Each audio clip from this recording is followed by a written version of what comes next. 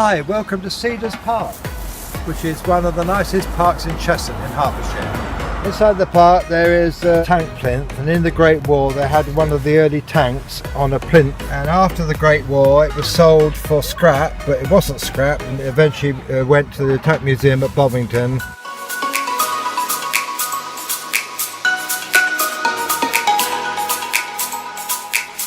And next to it there is a memorial bench to the Great War, and it's all metal, cut out soldiers walking to war, and the poppies remembering all the fallen on the battlefield.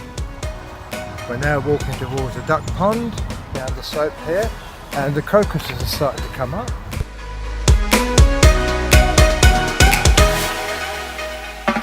One of the oldest trees in the park. You can see how old it is. I don't know what type it is. And further down there, that's the biggest tree in the park. That's probably about 250 years old. By the pond there's a nice drawing of the Royal Palace and all the gardens, and showing you what the different ponds there were. This is the only one left, and as I say, all the ponds go back to the 1613 when the new river, which is part of the River Lee, the canal, was built. We've now come to the southern part of the park, and if you look over there, they've rebuilt a French quoit pit, which local men come and play on, and beyond it is the maze, which is now, after 3 or 4 years, really developed into a lovely maze.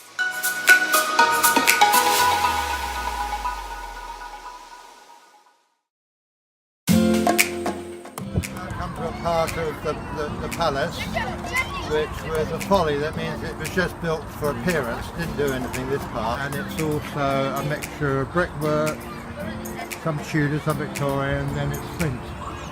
It looks so beautiful, as if it was really original here. It was a villa here, built in 1765, and part of it was this folly made of flint. And in the folly, we built 2. Look like beehives. There's one there. There's one behind me, and it's brick inside, covered in flint outside, and they were ice houses. So in the winter it was really cold, blocks of ice they put inside, shut it, and that will keep like early refrigeration in the late 18th century. This is one of the ice houses.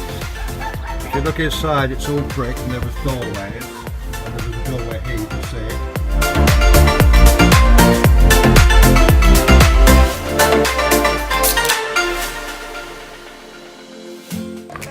In the park there are 2 or 3 of these plinths, and on top they've done in cast metal what the garden was like in this big park behind you.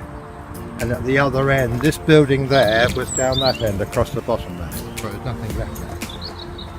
And they've even done it in Braille, so blind people can also have an understanding. If you look at the wall, Tudor walls, we're talking about the 1500s or something, there's a niche there, and there are many of them, 15 within this garden.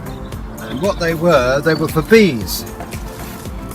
And in the wall, they're called bee bowls, and in the wall, in the niches, they put either made of mud or like a material here.